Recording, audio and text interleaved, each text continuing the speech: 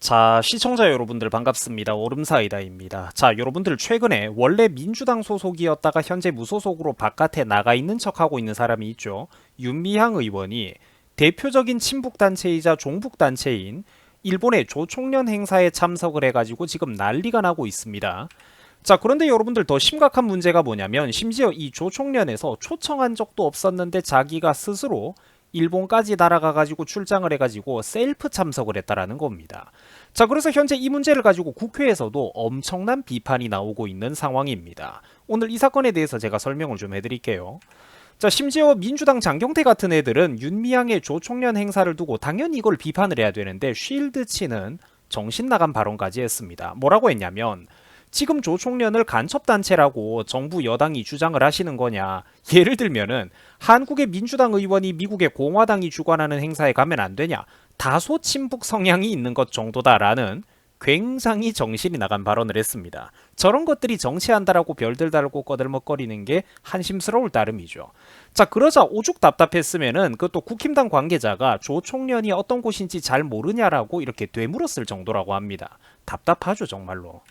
자, 여러분들도 혹시나 모를까봐 설명을 드리자면은 이 조총련이라는 데가 어떤 곳이냐면 한국의 대법원 판결을 통해서 이미 수차례가 넘게 반국가 단체로 확정이 된 단체입니다. 게임이 끝난 거예요. 자, 그리고 여러분들 눈으로 직접 한번 확인을 해보세요. 이 조총련이 평소에 하는 행사 분위기가 어떤 곳이냐면 바로 이런 데라는 겁니다. 이런 거.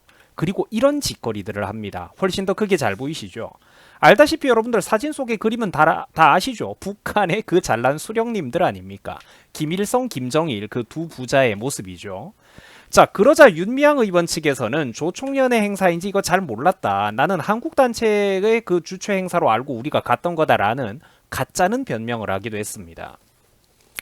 자, 여러분들 그런데 이런 말은 도저히 믿어줄 수가 없는 억지죠. 뭘 모르고 갑니까, 가기를. 윤미향이 여러분들 어떤 사람입니까? 윤미향은 수십 년 동안 정의기억연대 활동 등으로 할머니들을 앞에 내세우면서 그 수익금을 자기 단체를 위해서 사적으로 이용을 해왔으며 또 평생을 반일파리 쇼 하나로 살아왔던 사람입니다. 일본도 여러 번 갔다 왔던 사람이에요. 이런 사람이 그러니까 할머니들을 이용하다가 저 거대한 죄악이 만천하에 드러나면서 민주당을 탈당하게 되고 일단 겉으로만 무소속인 척하고 있는 게 지금 현재의 모습 아니겠습니까? 그죠? 근데 저런 사람이 조총련이 뭔지 몰랐다 이런 거는 무슨 중고등학생이나 일반인도 아니고 다른 사람도 아닌 윤미향이 그러니까 조총련인 줄 몰랐다라는 거는 말도 안 된다라는 거죠. 이를 모를 수가 없다라는 거예요. 자, 그리고 또 윤미향 측은 당시 피해자 추모 등을 위해서 이제 참석을 했던 것으로 이게 조총련과는 별로 상관이 없다라는 얄팍한 핑계를 대기도 했는데 이것도 앞뒤를 따져보면은 정말로 말이 안 됩니다. 왜 그러냐면 일본에 있는 한국인 단체들 중에서는 민단이라고 하는 가장 대표적인 단체가 있기 때문입니다. 자, 대한민국 정부가 공인한 단체로 민단은 조총련에 대항을 하면서 제1한국인들이 권익을 위해서 모여있는 그런 단체라고 해요. 자, 그런데 여기서 윤미향이가 유독 민단이 주최하는 행사는 냅두고 조총련의 행사만 골라서 갔다라는 거는 이해하기 어려운 대목이라는 겁니다. 자, 최근에 그러니까 행사에서는 민단의 초대를 못 받아가지고 뭐 내가 조총련 행사를 갔다 뭐 이런 식의 핑계를 또 대기도 했는데 그것도 말이 안 되는 게 왜냐하면은 지난 3.1절 행사 때는 이 윤미향이가 무슨 바람이 불었는지 아니면 혹은 애매하게 이렇게 보험 삼아 발을 한 달이 걸쳐 두려는 건지 3.1절 행사 때는 초청도 안 받았으면서 민단의 행사에 참석한 적도 있었기 때문입니다. 그 민단 측에서도 뭐 윤미향이 어떤 사람인지 모르지는 않겠지만 적어도 그래도 이제 여야를 불문하고 국회의원이 직접 오겠다라고 하니까 거기서는 이렇게 받아줬던 거죠. 근데 유독 이번에는 그러자 저렇게 이제 예전에는 그렇게 민단에도 슬쩍 발을 걸치는 척 하면서 유독 이번에는 조총련에서 초청도 안 했는데 거기로 날아가가지고 일본까지 가서 셀프로 참석을 한다라는 게 이거는 여러분들 의도성이 다분하다라는 겁니다. 교묘하게 어떤 희생자들을 파리하는 척하면서 말이죠. 얘네들 항상 명분을 한 겹 끼고 이렇게 움직이잖아요. 자, 조총련에서도 윤미향을 초청한 적도 없는데 자기가 스스로 참석한 거라고 이렇게 밝혔다라고 하죠. 그 조총련에서는 매년 이런저런 그러니까 수많은 행사들을 하고 있는데 지난 99주년 같은 경우에는 한국의 국회의원들이 당연히 한 명도 오지 않았었다라고 합니다. 근데 올해 같은 경우에는 유독 윤미향이가 일본까지 날아와가지고 이 대표적인 종북단체인 조총련 행사를 골라가지고 셀프 참석을 했다라는 거죠.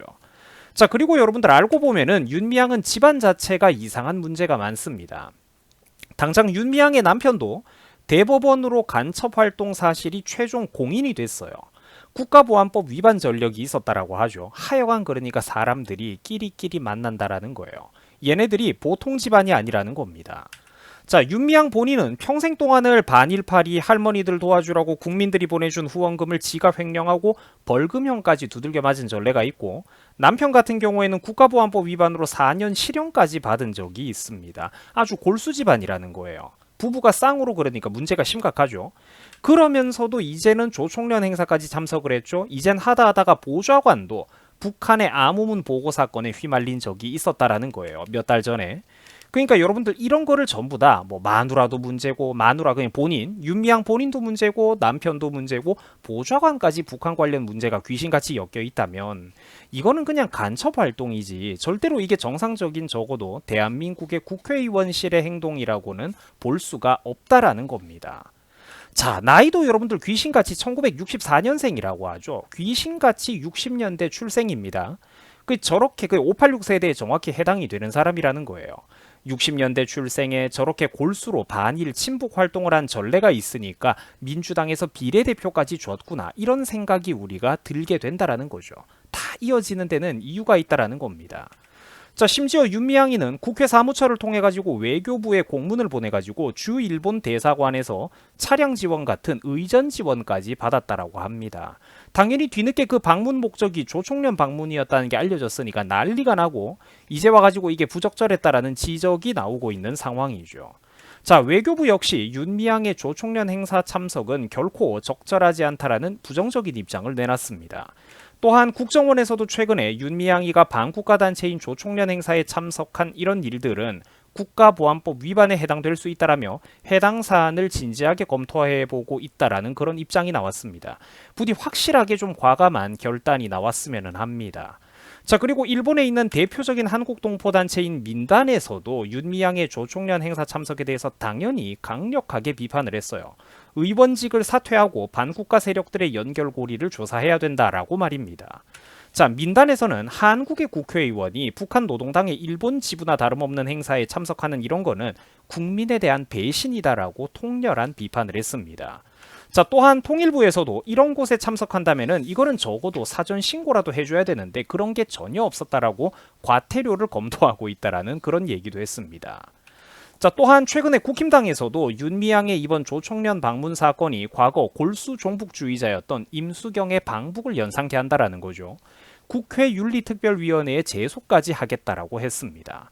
또한 윤미향의 이런 행동들에 대해서 국회에서 제명시켜야 된다라는 비판적인 목소리까지 나오고 있습니다.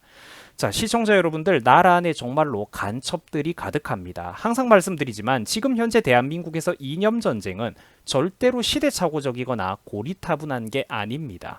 엄연히 우리나라에서 이 이념의 문제는 현재 진행형인 사건입니다. 자, 시청해 주셔가지고 대단히 감사드립니다. 여러분들 수고하셨습니다.